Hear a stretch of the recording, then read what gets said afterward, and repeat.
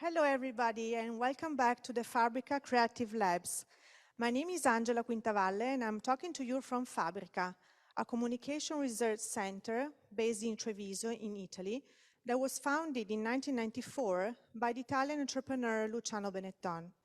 For more than 25 years, Fabrica has been training young creative talents from all over the world, inviting them here with a scholarship during which they develop communication projects in fields like design, graphic design, video, photography, publishing, and digital. It's a great pleasure to introduce you our guest of today, Barbara Soalheiro, entrepreneur, writer, and journalist. Barbara was born in Brazil, but actually she has been living in many countries like UK, Spain, India, and Italy, where we met her in 2008 when she joined us at Fabrica and at Colors Magazine as editor-in-chief. Barbara is also the founder of the Mesa project, a team-based work system that was designed to solve complex challenges that have no benchmark. In the last 10 years, Mesa has been collaborating with amazing companies such as Facebook, Google, and Netflix, and with the most cool doers and opinion leaders of our time. Today, Mesa has offices in São Paulo, New York, and LA, and has built a huge global network of professionals. Today, Barbara will tell us more about this amazing project and why it is so meaningful, and also she will tell us what makes people love work. So I leave her the stage, and I'll see you later. Hello, Barbara. How are you? Thank you so much, Angie, for this intro. I am good. I miss arriving at this building so much. And the first thing I want to say is a big thank you to Luciano Benetton, someone who created this place that had such impact in my life. And you'll see it. I'm going to share my screen. And you guys, I'm going to share two presentations at different times because I think part of what I want to do today is take us back to 10 years ago when I started Mesa. So I am Barbara, the founder of this thing called Mesa, which means table in Portuguese. And tables have always been to me this perfect combination of pleasure. It's a place where you drink, eat with your friends and family and share stories, but also a lot of commitment, right? It's at the table where you sign contracts, where you produce stuff. So Mesa has this name because from the beginning, what we were trying to create is this perfect combination of pleasure and commitment. So what is Mesa? I'm going to start by telling you guys what we do. And I want to go back to the very beginning. As I said, the very first leader at Mesa was the late Andy Cameron, who had a huge impact in my life, in the life of so many people who went through Fabrica. And then the second Mesa that we did was led by the British designer Anthony Burrow. And we invited Anthony to come to Brazil, and we created a series of posters that became then an exhibition that opened here in São Paulo and then opened in London. And when it opened in London at the Chemistry Gallery, I was invited. We opened the exhibition with a lecture. So this that you're going to see now is the very first lecture I've ever done about Mesa. And I want to go back to it because I think the source of what we do is here. As you can see, back then, we were called Mesa e Cadeira, which means table and chair. We always wanted to be called just Mesa, but it felt right, like at the beginning, it felt we couldn't be the owners of this word that is so common and you know everyone uses. And then as we evolved and as we became more and more international, we also just dropped Cadeira. So we're just Mesa Company now. And when I was there at Chemistry, what I told everyone is that the reason Mesa exists is love. Because when I was invited to come and work at Fabrica, my then boyfriend, who is now my husband, the father of my children, he thought what everyone thinks when their partner is invited to work overseas. He thought, I'm going to take the opportunity to learn something. So we started looking at all possible courses, all possible educational programs that Sergio could join. And everything that we saw felt way less exciting than the work that he was doing at the time. Sergio is also a journalist. He was an editor at this magazine in Brazil called Super Interessante, which is really one of the greatest editorial titles of all times. And the work he did, like connecting to people and making decisions and really building a magazine every month, felt way more powerful than sitting in a classroom and hearing teachers talk about perfect examples or, hypothetical situations.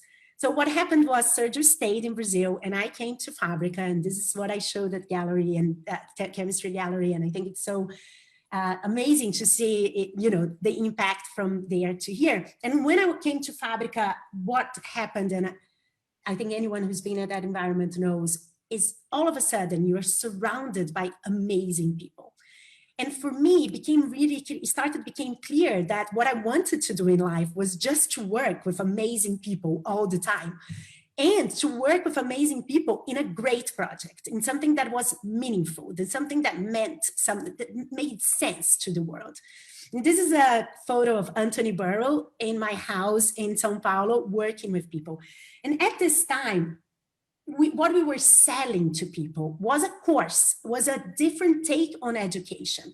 It was, if you hear Anthony Burrow speak, he's going to inspire you, but you're only going to learn from someone like that if you actually work with them, if you build something with them, if you see how they make decisions, if you see how they deal with unexpected problems. And there are always unexpected problems when you're building something.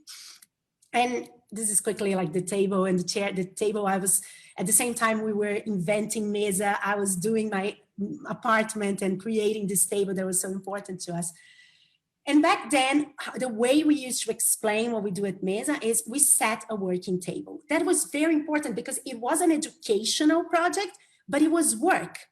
And the business model at this time was selling a course to participants. But at the same time, I was selling them the opportunity to work. So there was this very crazy thing where some people would, in the middle of a Mesa, come to me and say, this does not make any sense. I'm paying to work a lot. And that, at the same time, when a Mesa finished, everyone was like, that makes a lot of sense. I would pay again to be in this work environment that is perfect, that is trying to really get every single piece of knowledge that you need, and that is really focused on delivering something. And now I'm going to go back to 10 years into Mesa. And so we spent a long time explaining us as a working table and selling the educational model until brands and companies and organizations started coming to us and said, I want you to use this model to solve our problems. And so a big chunk of what we do, we still do this educational model. We've just finished a Mesa with Dario Calmesi, the American photographer who's building a platform called the Institute of Black Imagination. But the big chunk of what we do is getting a problem from a brand, from an organization, from a company, and solving it. So we've evolved and matured into this definition, which is Mesa is a team-based work system designed to solve complex challenges by unleashing human potential to process more and execute faster.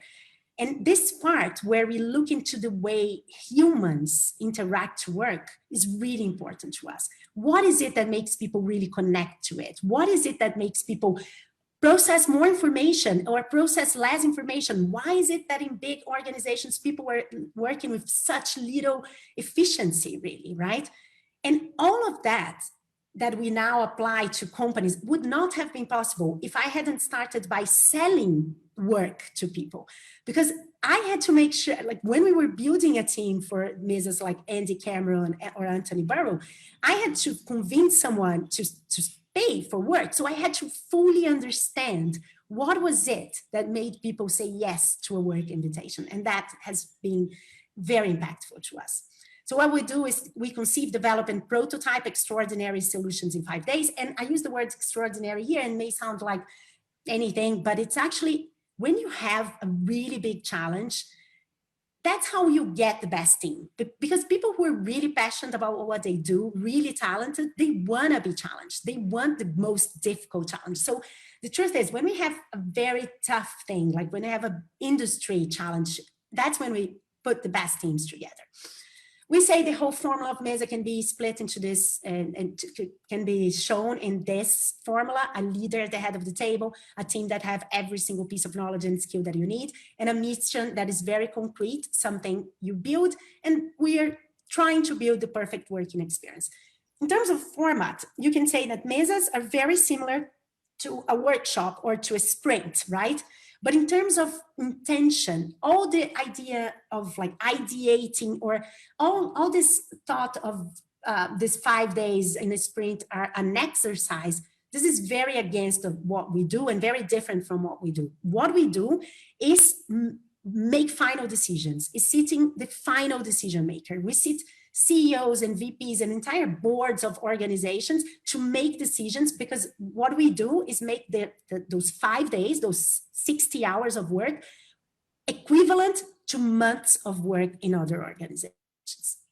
And the reason, as I said before, we managed to do it. How can you make people, and it's literally, we've built, for example, we've had a mesa, and I'll show one other example here, but we've had mesas where we built an entire gym facility with every single like exercise. We're working with this fitness brand, the exercise scripts, and then we made the videos, and then we had the technology prototyped in a room. When people arrived for the final presentation, they trained in an actual gym in 5 days. And most people would say that's impossible. It's not that I can do it, that's impossible to do.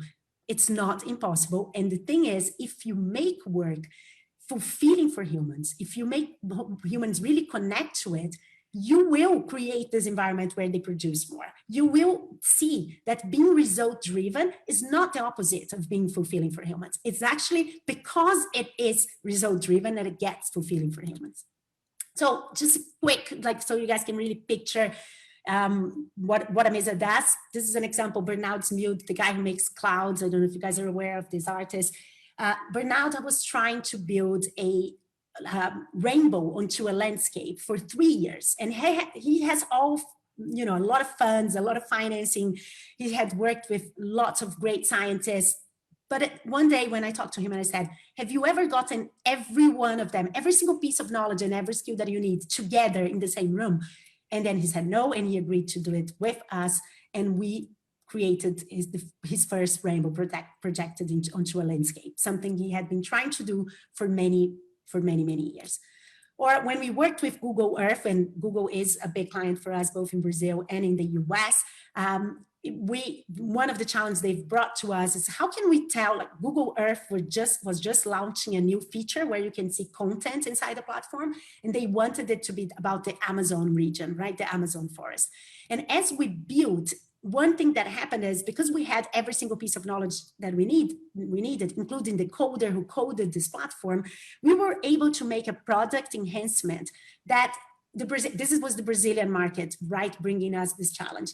And all product evolutions at Google are decided in the headquarters by the product team. It's nearly impossible for the Brazilian franchise, right, the Brazilian office to influence decision on product. But because we had every single piece of knowledge we wanted, at a moment where people were, so the platform was there, and you could click on a certain part and you would see a video. And in this video, they were showing how the wood is cut in a certain city and moves to other cities. And so as they built, the video person in the team said to the coder, like, why doesn't the platform move together with the content? And the coder said, yeah, no, it doesn't do that yet. And then the technology person that we had brought said, yeah, but you can if you do this and that and that. And then when we showed these results to the owners of Google Earth project, they were half like pissed off, half like, how dare you touch my product? But half like, that's a feature. Of course, it's a feature they would have developed in the timeline of this project, but it became clear that that feature had to come earlier. And that's the kind of result that Mesa delivers. But the most important thing I want to share is the beliefs that we have, right? Like, what is it that makes us what we are? And I think the main thing is that to work is to create. And we really need to respect that and see that as if you are someone who is doing work or giving work to other people, understanding that what really makes us as humans connect to work is this possibility of creating. I often say that it's not by chance that most religions in the world think of God as a creator, because the big reward people get from work is not money. It is the fact that they feel this didn't exist and now it exists. When you manage to give that to people, they will perform better, they will process more information, they will execute faster, because it's something that is ingrained in humanity. We want to create. The second thing that we believe very fiercely is, and I think it's especially true, like I see it so clear when we're working with big organizations. Actually, right now, I've just exited Mesa. We are in the middle of a Mesa for this really big organization. And most people want to debate for a long time. Most people want to research for a long time. Most people want to think for a long time. But humans are critical beings. And if you ask someone to debate anything, we can debate literally 10 years about anything. So if you really want to solve something, you have to use another part of your brain. And that only comes when you're building. If you ask someone, if you show an idea and you ask people to talk about it, they will start listing all the obstacles. They will start listing all the problems, the risks that they see on it. But if you ask them to build the solution, their brain will naturally go into find solutions mode. And then they will see the obstacles, but they will bring it as features in the solutions. It's not easy. It's not easy. Juliana Taccini, one of the leaders at Mesa Company, she has this great sentence where she says, at a Mesa, the only thing we are fighting is always fear and inertia. Because people, every time we tell people, okay, enough debating, okay, like 2 hours of debating, too much, now let's build. There is a part of us that rejects that. And people take a while to really start doing. But there is no way out. If you want to solve things, you have to do it through doing. It's only through doing that you actually make decisions. Leave the imagining part of, right? Like the imagination, so you're not leaving imagination, you're just leaving this ideation, this thing that it's not solid enough. And it could be, it could be this and could be that, it could be everything, but what is it going to be? And that's when you solve a problem. One of the main differentiators that I feel about Mesa from like other methods is the fact that we see a leader not as a facilitator. For us, a facilitator is someone who is very committed to the process. It's someone that needs to make sure that day is going to work in a certain way. Mesa is completely result-led, result-driven. Leaders are completely committed to the result.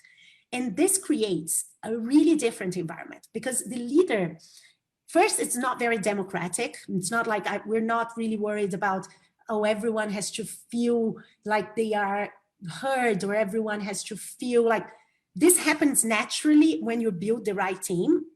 I can talk a little bit more about that. But most important, the dynamic that happens when the leader is not thinking about like how people are going to feel, but thinking of how they will feel once they see that their hours of their life were better used, it changes the dynamic to a point that it becomes a mesa, it becomes decision-making, it becomes real work rather than an exercise, which is very important to us.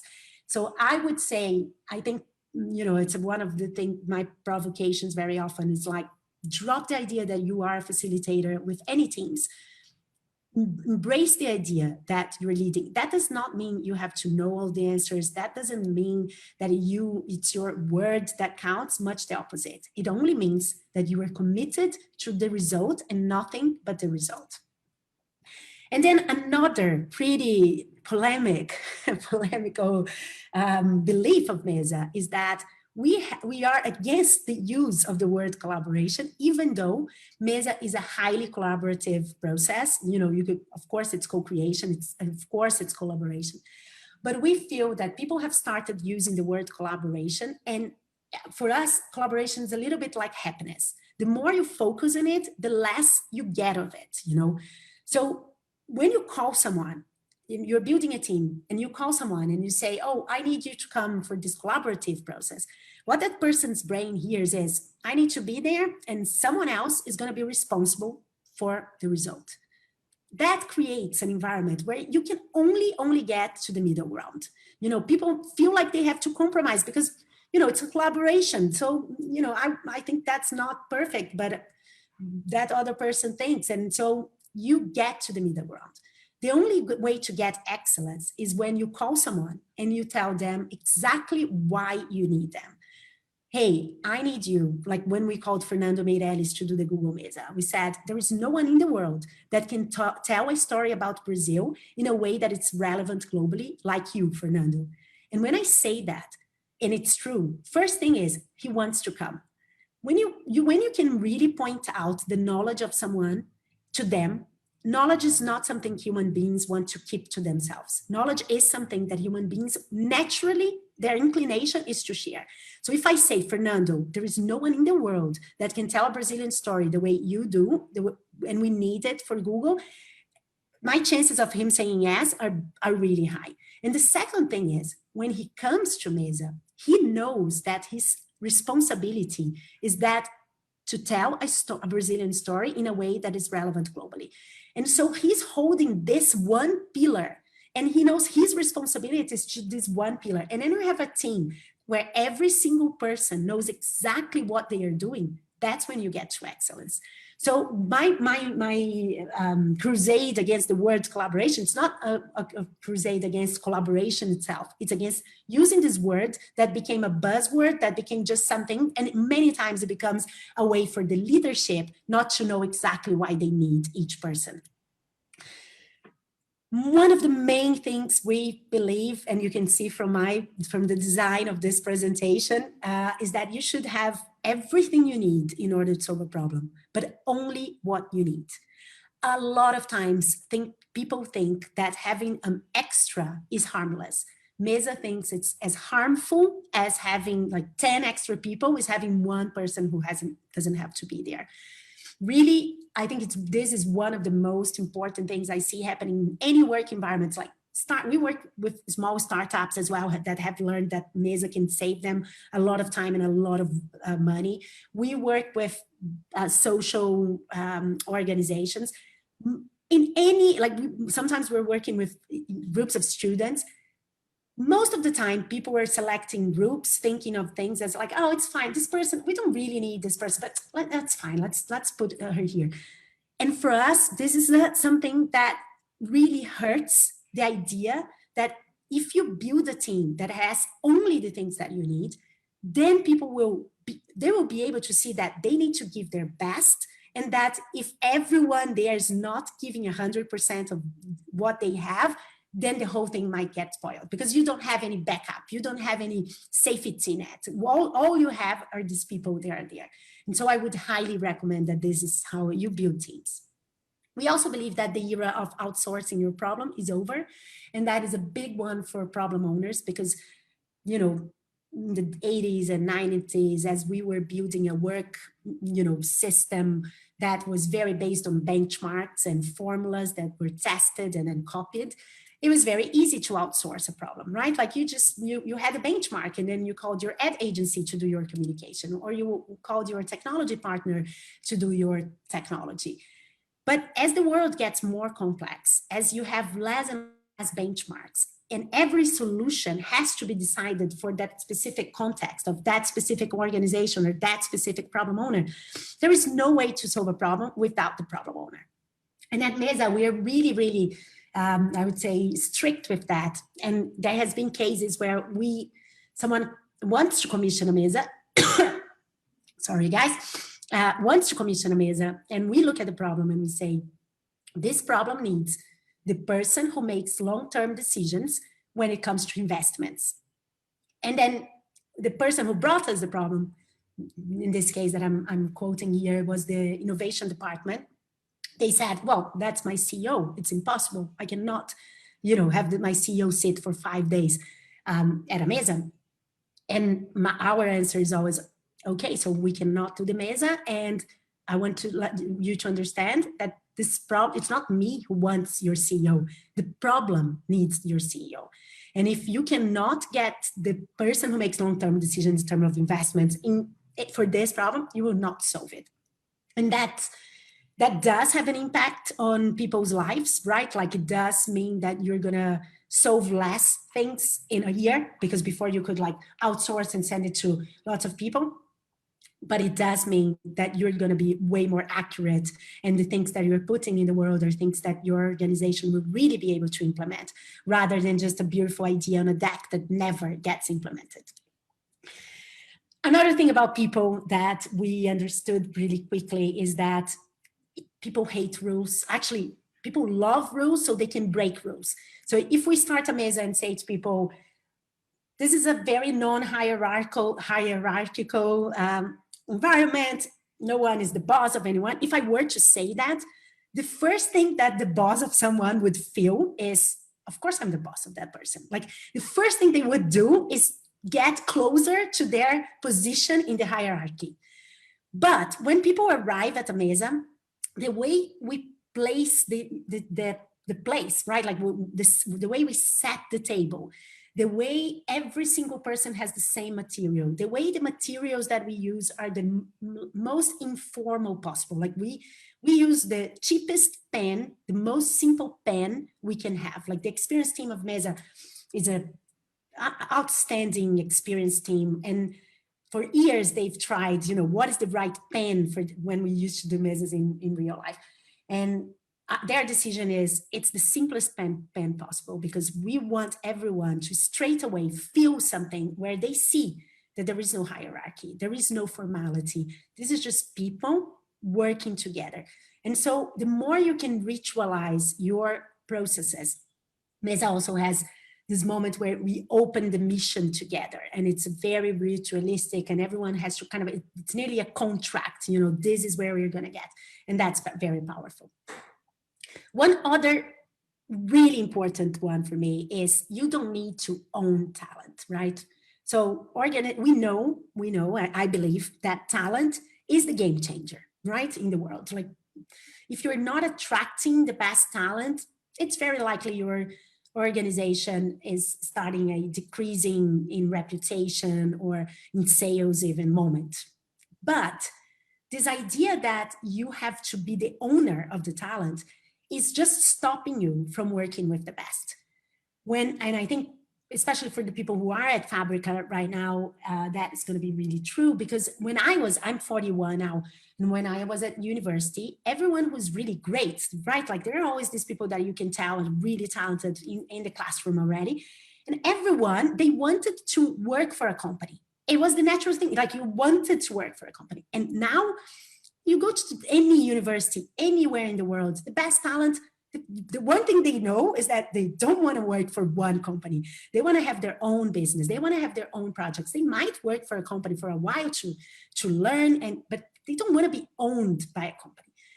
And that may sound like bad news, but it's not bad news. It's bad news. It's actually really good news, because you not being able to hire, let's say, Dario Calmesi, does not mean that you cannot work with Dario Calmesi. If you really understand that you can be more of a platform, and again, I say this for big organizations, small startups, groups of artists that are trying to put something together, you don't have to own talent. You don't have to be that the people you use to build something, they do not have to be your fixed team or your fixed collective. You are allowed to call anyone in the world and say, I think you have this knowledge and I need this knowledge. And then, of course, if you lock it into a time frame, like we do at Mesa for 5 days, it's easier for this talent to give you their time, right? Like it's harder for people who run their own business or the front line of their own projects to commit to 3 months. It's harder than if you say it's only 5 days of your life. But if you put it in a time frame, it's very likely they're going to say yes. Then I think a final one, which is excellence inspires excellence. A lot of times when we're doing something, okay, let me go back. We work with people, right, at Mesa. The people are the only tool we have in order to solve a problem. And so people are complex. in themselves, right? Like people are not going to perform always in high performance, even during a mesa itself, right? Like we're always observing when is it that we've lost people's presence, when we've dropped a little bit in efficiency. And what we've learned with the years is that the best way to really just make everyone want to be at the best of themselves is when every single piece of thing is taken care of with a lot of excellence. So we often say that an enemy that Mesa fights all the time, especially the experienced team, is this idea of you cannot be serious. You cannot be serious that you are looking at this detail. You cannot be serious. I'll tell you a great story. When we first started doing mesas, there was a thing in the world called workshop food. And workshop food is it's very similar to what Facebook thinks of food, which is a lot of sugar, right? And we work with a crew inside Facebook in New York, and I often tell the building folks when we're doing mesas inside there, it's like, you're not supposed to give guests this amount of sugar. It's not work food. So we started really building what food for work should be. And at the beginning, to build that, our experienced team would taste like, we had a catering partner, they would put coffee on the table. And our experienced team would go there and try coffee and say, too strong, too weak, too hot, too cold. And I say that about the coffee, and you can imagine this expanding to every single point of contact that we are having with this team. Especially, and like most important, if coffee is the most simple example, the curation of the team is the bigger example, right? Like you look around and all you see in a mesa is people who are as committed, as passionate as you are. And I want to make a comment here, because there was a moment during Mesa's journey that we would say that we were formed teams formed by brilliant minds. And then once I went to speak in this organization, and this woman said, I don't have brilliant people in my team. So how do I do it? And that really stuck with me. And I remember feeling that, of course, you do have brilliant people. Like for me, there is the idea that brilliancy is something that certain people have and other people don't have is foreign. Like that's not true, simply not true, because what we see at Mesa is if this person has a specific knowledge or experience and is sitting at the pillar, right, that problem needs that person. Sometimes it's like, I need someone who has been dealing with this problem for the last 40 years. And then that person who has been dealing with a problem for the last 40 years, many times in the organization, they were seen by their peers or superiors like, oh, that person who's outdated, oh, that person who's outdated. And then they come to Mesa and they are one of the most valuable players, because of course they are brilliant at their experience, right? So we stopped using the word brilliant in terms of building teams. And what I see is the excellence that we speak about when we speak about talent is commitment, passion, and the ability to be open to learning. So people who know they don't know anything, that know that the world is changing, and that know that they should be really open to learning. And if you have that, right, like if you can design for this environment excellence, every human will react. People will become more aware of their excellence. They will become more aware of how they have to perform. They will become more aware of how they have to execute. And that naturally will lead to executing faster, which is this thing we have in our definition. So this is us. I went so quick. I was so afraid my time, I usually speak so much. Then that was rather quick, but I think it's good that we can solve some questions here. Oh, Barbara, wow. So interesting, so inspiring. And we do have a lot of questions for you. I'm trying to I'm trying to help you. Well, one is repeating a few times, and people are wondering, how do you put together people in a mesa?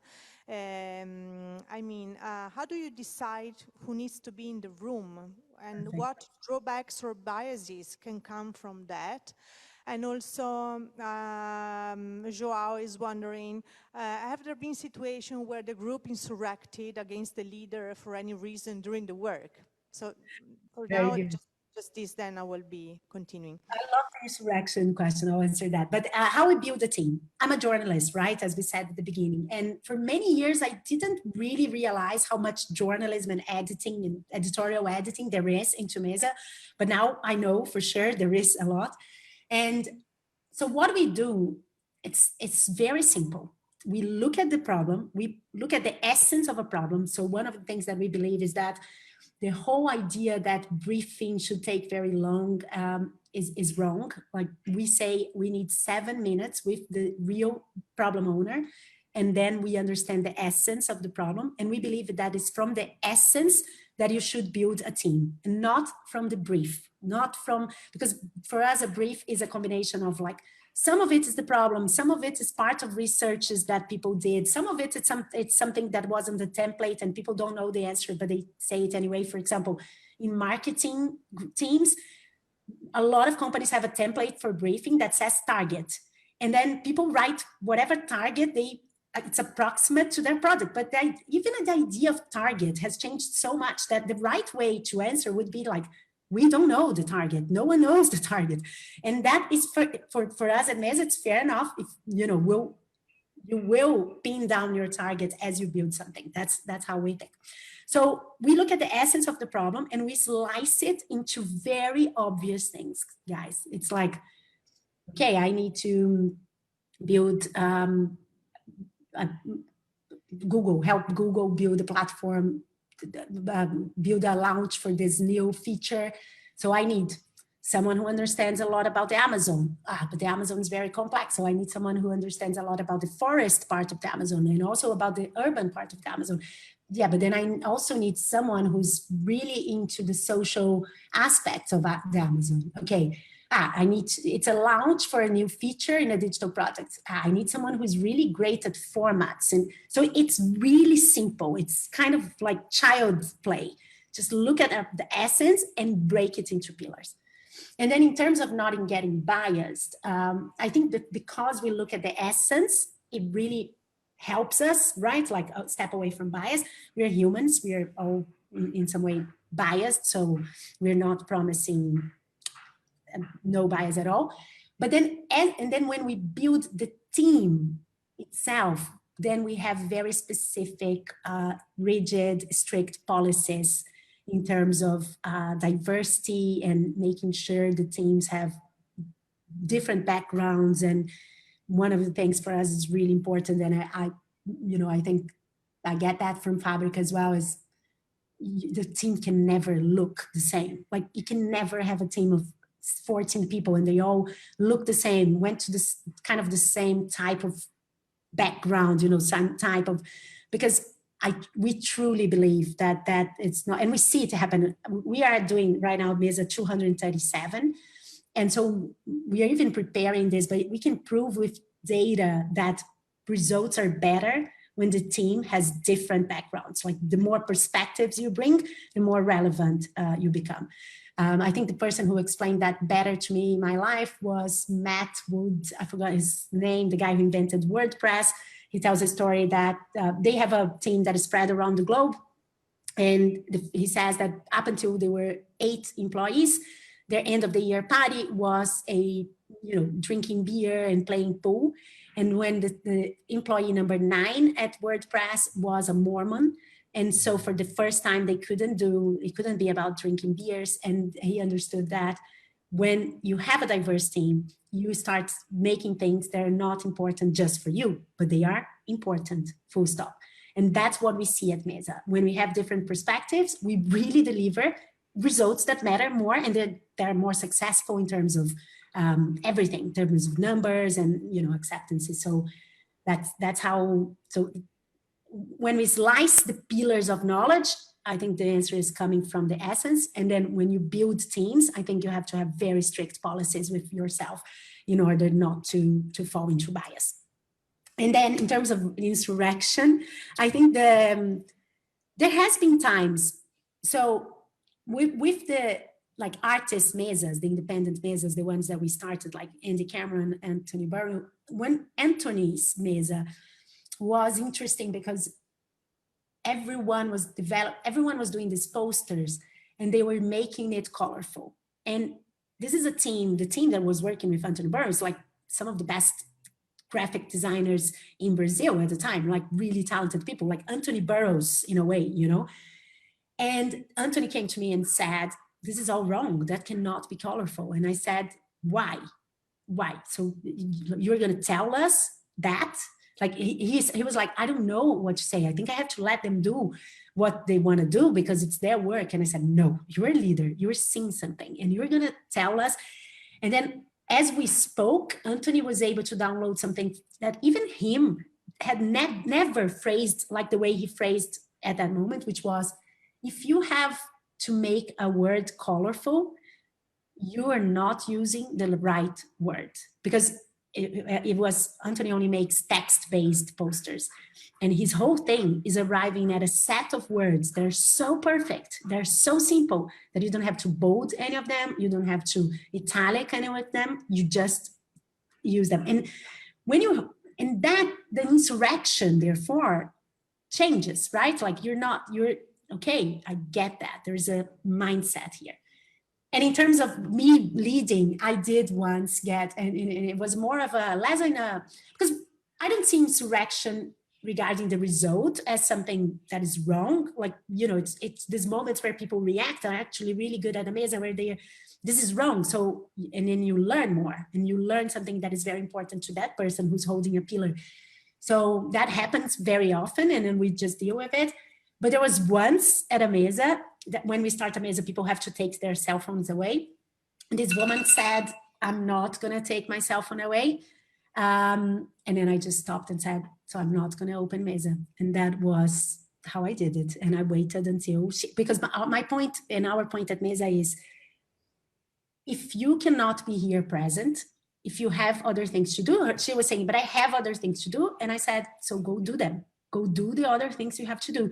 What is not possible, and it's a fallacy that we've built in the last decades, is that you can do a lot of things at the same time. You can do things at the same time if they're mechanic, but you cannot make decisions at the same time. You can move very fast from one decision to the other, which is what our cell phone makes us do, but you cannot do two things at a time. So we're very strict at, so that's it. Thank you, amazing, wow. There are many questions. I try to summarize another that many people has asked.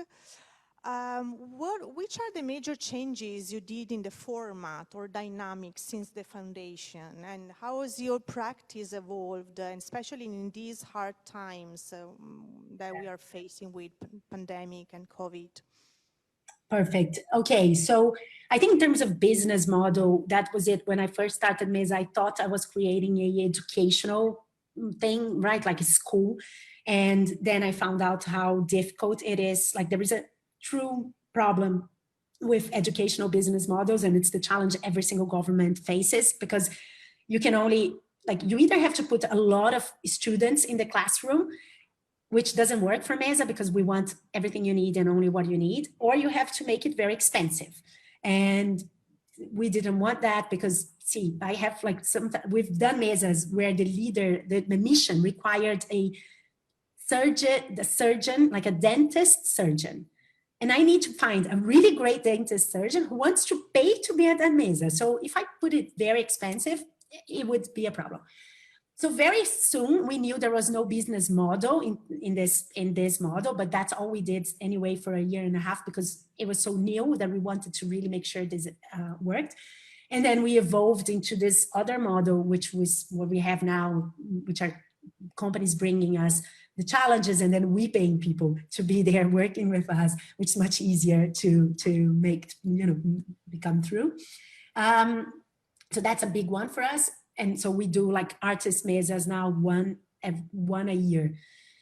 And then the most important for us, it's been COVID hit us really hard. Actually, it's a great, nearly tragic story. I was in New York leading a Mesa from the 9th to the 13th of March. The pandemic was officially declared on the 11th.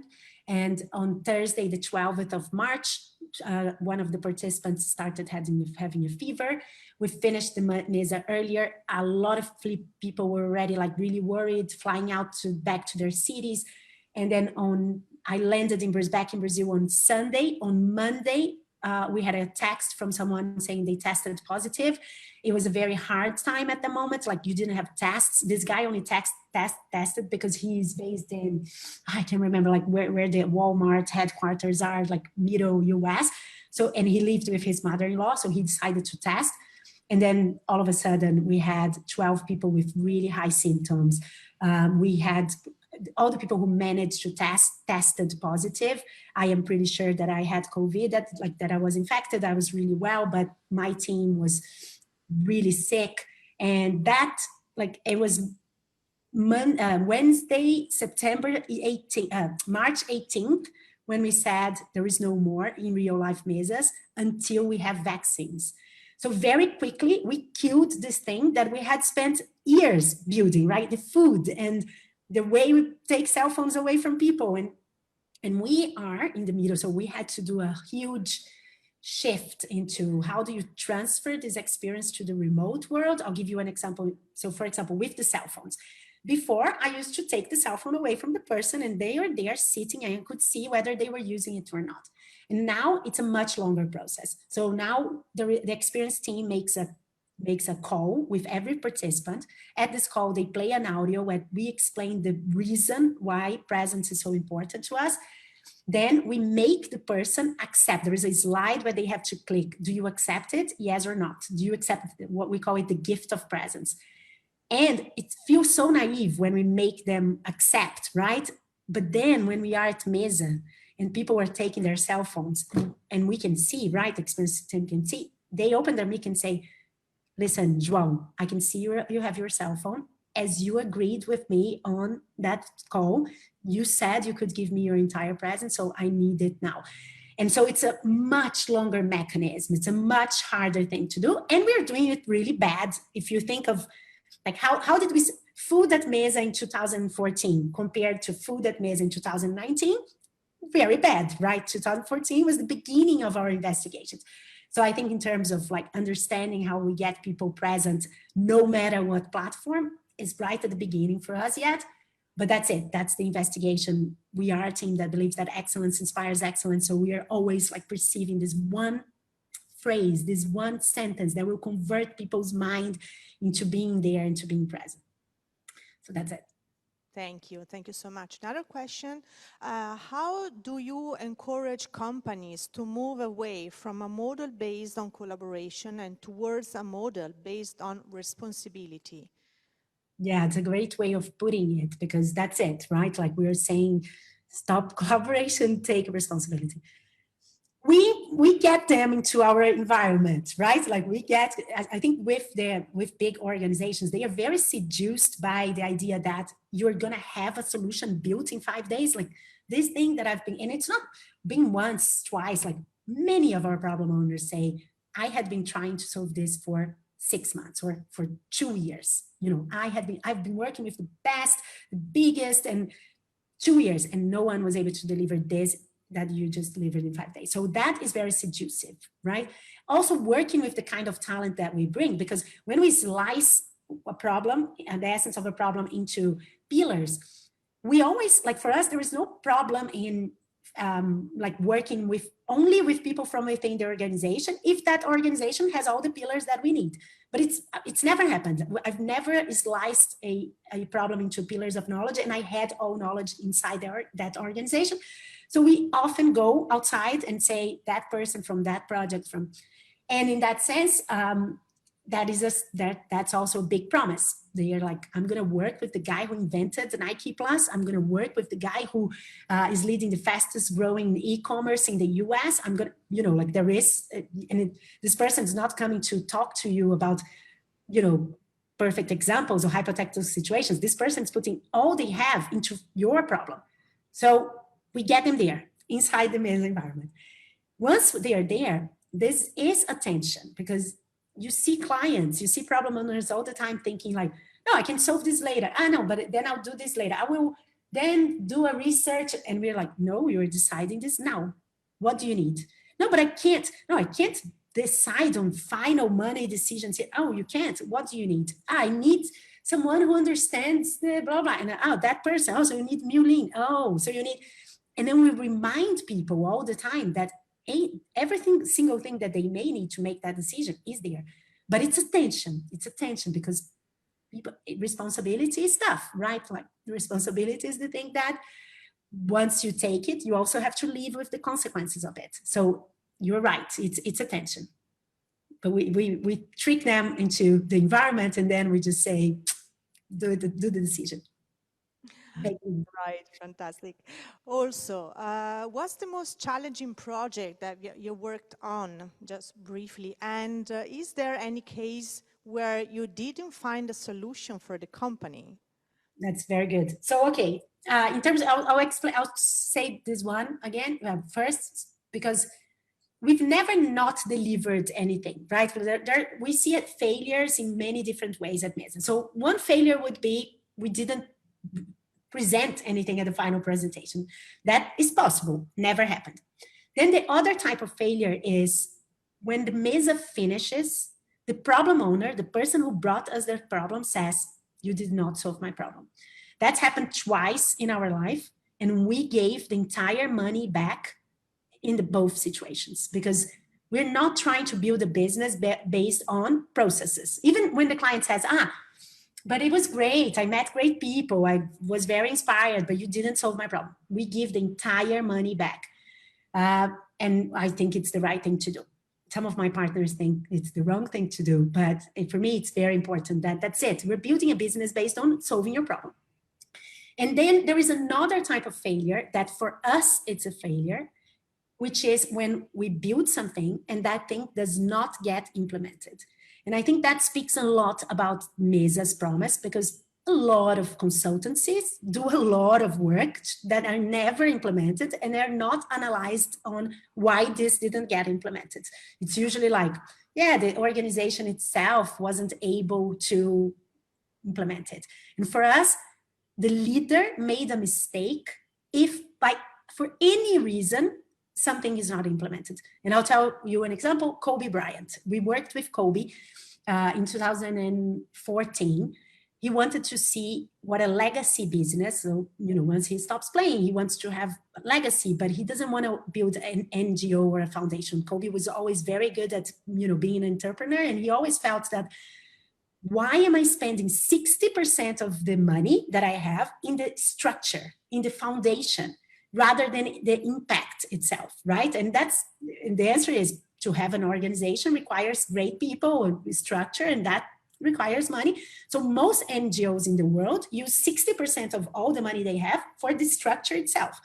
And he didn't want that. So we worked with Kobe, built for him this platform where in the year 6, there was a flip, and only 20% of the structure, the money, 80% of the money went into impact.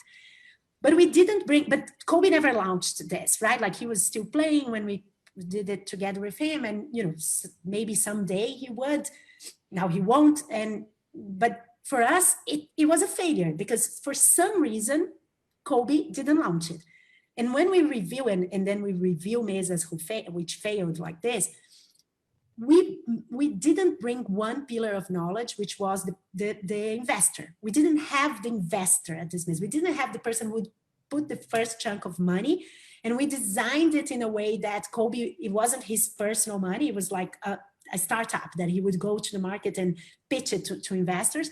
And now I can see this is a mistake, like it was a mistake. I should have brought the investor at Mesa at that moment. So this is one of the things when you're very accurate with making sure you have every single piece of knowledge and every skill that you need, you also solve part of the problems just by bringing the right people into the conversation, to the right people into that group. So that's it. That's how I see failure. a question which is quite practical. Which kind of people do work in Mesa? Contractors, freelancers, full-time employees? How do you find these brilliant people? And also, how do you create bridges and translations between them, people coming from different disciplines, for example? Yeah, for us, we believe that the most important bridge is a mission that is relevant to that group of people. So think why would you say yes if someone calls you and says, Coca-Cola has this problem and I need you to come and join? You will only say yes if that problem, that challenge is also something that you are, in some way, you are also worried about, like in some way you are also connected to that. And that is the bridge. That is the bridge.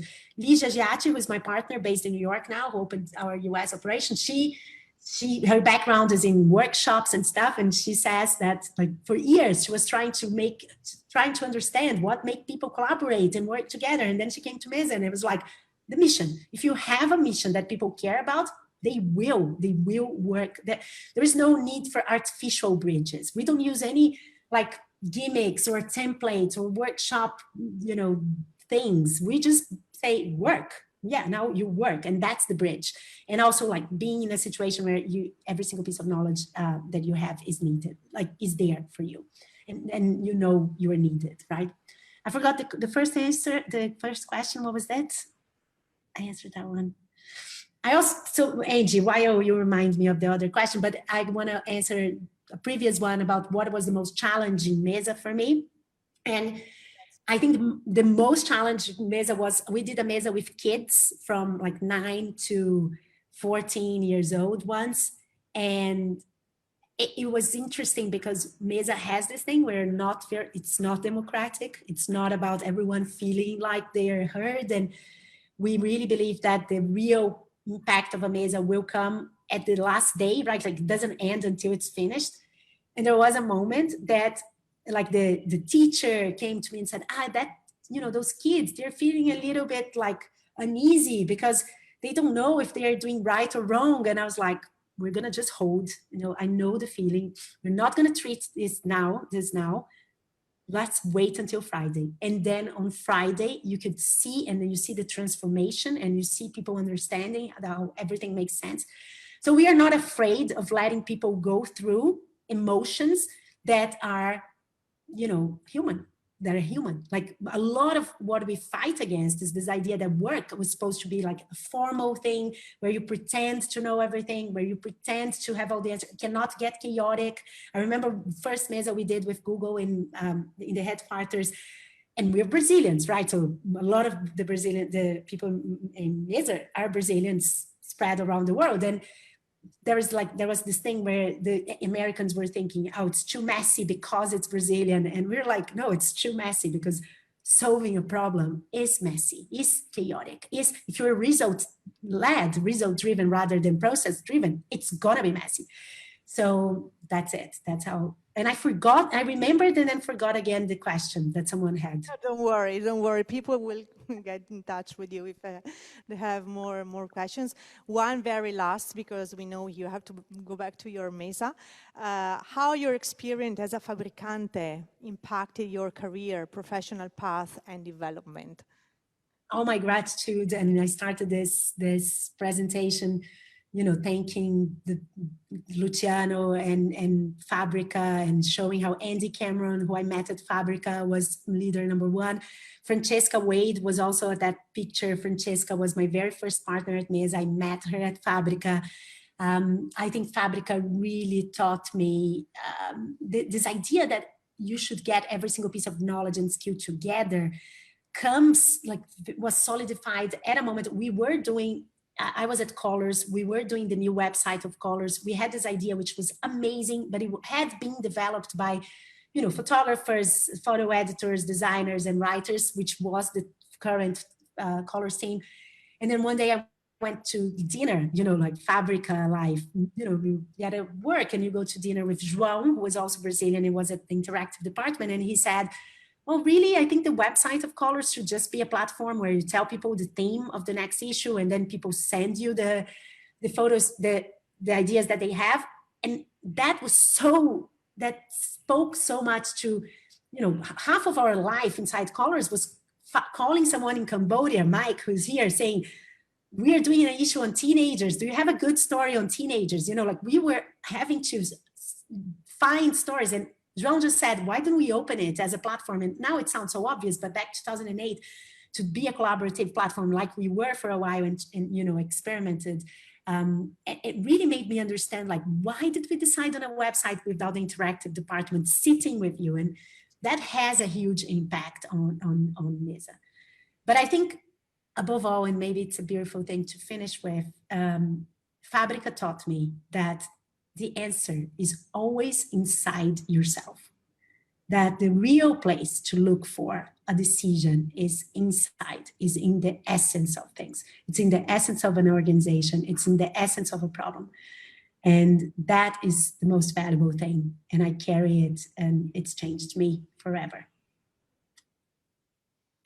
Thank you, Barbara. Thank you so much for this very, very interesting lecture. There were many, many questions, but I invite our audience to get in touch directly with you through your website, or Barbara is on all social media. You can reach her really, really directly. So thank you, Barbara, again. Thank you, our audience who followed us. And if you wish to be updated about our initiatives and projects, you can follow us on our social media or subscribing to our newsletter that you can find on our website, fabrica.it. So thank you again, Barbara. I hope we get in touch soon. And thank you, everybody. See you soon. Bye-bye. Thank you, everyone. Bye.